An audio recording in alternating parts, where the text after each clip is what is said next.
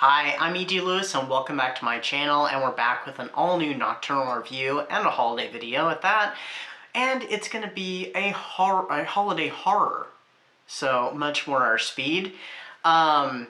Before I get into that review though, on my previous video, the Hot or Not tag, I did make a little announcement at the end of the video, and by now there's probably a community post up about it. My BookTube anniversary is coming up on the 24th, but we will be observing it on the 23rd. So I'll be doing a video for the 23rd of December.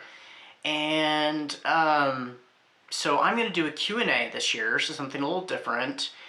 And if you have any questions, that you'd like to know about the channel, about, the stuff I do here, the usual stuff. If you've got any questions, it's me a session of Ask the Booktuber. You can post your questions here on this video in the comments. You can post them on the comments in the Hot or Not tag, or you can post them on the my post on my community page. I'm giving everybody up through the 15th of December because I film my videos usually about a week in advance. There's a couple instances when I record them like, almost the day before, and sometimes it has been the day before.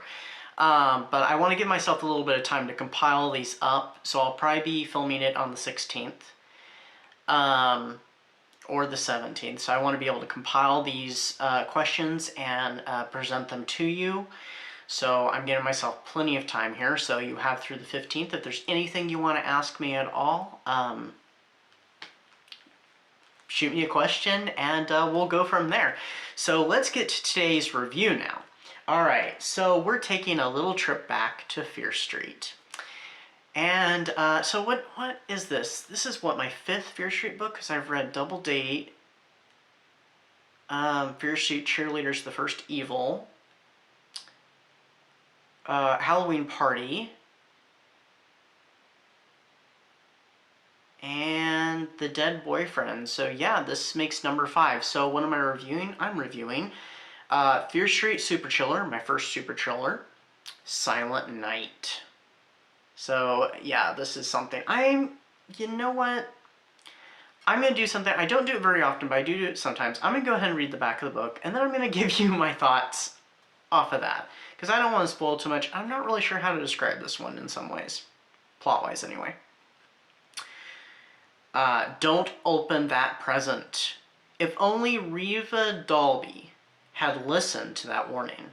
But beautiful, cold Reva won't listen to anyone. Reva thinks she can have whatever and whoever she wants.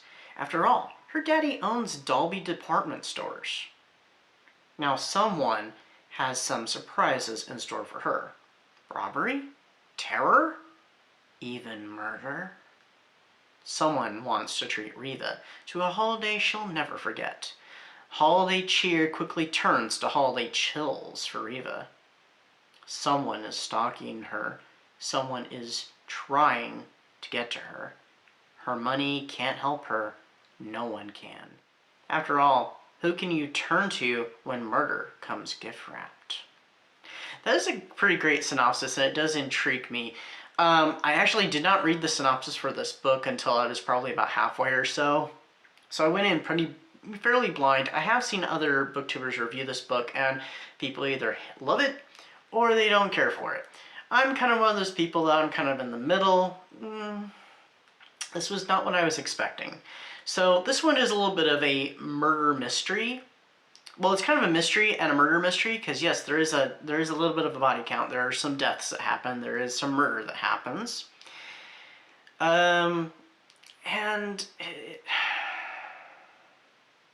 Spoiler alert, but not really a spoiler alert, because I'm not telling you what happens. It ends kind of sad.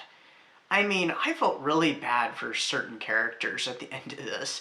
I felt bad for everybody who Reva, basically gets her claws into, because Reva is a fill in the blank. I have choice words, but I'm not going to say them, so you can fill in the blank of what she is. She's not a very nice person, so she's this typical stuck-up rich girl. She does have some layers, though, because there's a little bit of a past. But it, and I guess it probably somewhat explains her deal, but also it doesn't also. It doesn't excuse her behavior. So she's a character that you definitely do not like. And she's not one of those characters that you love to hate, at least not for me anyway. I wanted, I could not wait for the bad stuff that was going to befall her in this book, the revenge that was being done. And she crosses several people. And the way she breaks up with her boyfriend, she enjoys it. She literally enjoys breaking up with her boyfriend. I'm like, what kind of piece of work is this girl? I mean, seriously. I mean, there's some other not so likable characters, and the characters do some not so great things, but I mean, compared to her,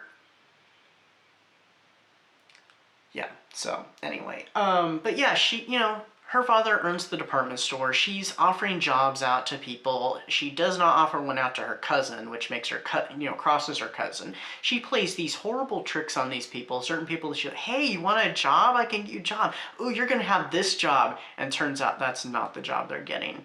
And she, she pulls that on a couple people, and it's just like, again, choice word comes to mind right there.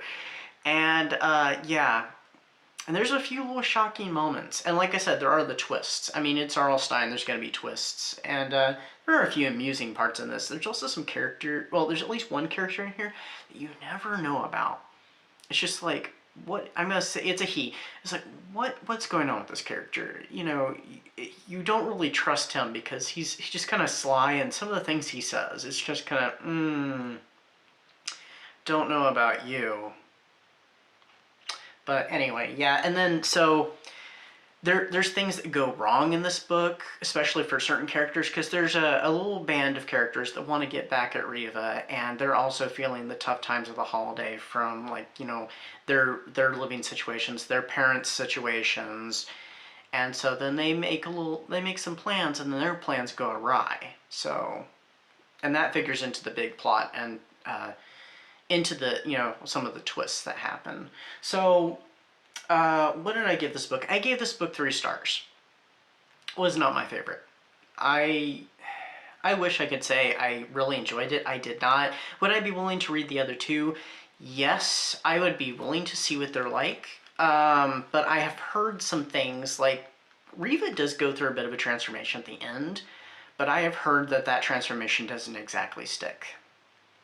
So I don't know. We'll see whenever I get these books, because I got this book back when I found that, that big haul of Fear Street books, and that was just a great find. How many did I get? Like 19 between those and the other books. What was it, like 19 books? Yeah, it was a pretty cool find. But yeah, I was a little disappointed with this one. But it was holiday, it was horror, though I would count this one more as a thriller than a horror. But I mean, I guess it does have some horrific aspects to it, but yeah. Anyway, that's my thoughts on Silent Night. So, another Fear Street. This is probably, I mean, this is clearly going to be the last Fear Street I read for the month. I'm not going to, for the year. I'm not going to read another one this month. But there's lots that I have and lots I would like to read. So, some ideas for next year. I don't even know what I'm going to read next year, except for a handful of things for sure. Also, this was my first Super Triller, like I said, so that was really cool, so I got to read one of the longer ones. It's not the longest Fear Street I've read, because The Dead Boyfriend, which is from the relaunch from years later, is a little longer than this one. But, still pretty quick read, so, I mean, you could knock this out pretty quickly, probably faster than I could, and, because sometimes I read a little slow, and sometimes not as slow, sometimes a little quick, so, anyway. That is my review, and, yeah. So stay spooky, stay safe, and haunted holidays, everybody. Until next time, bye-bye.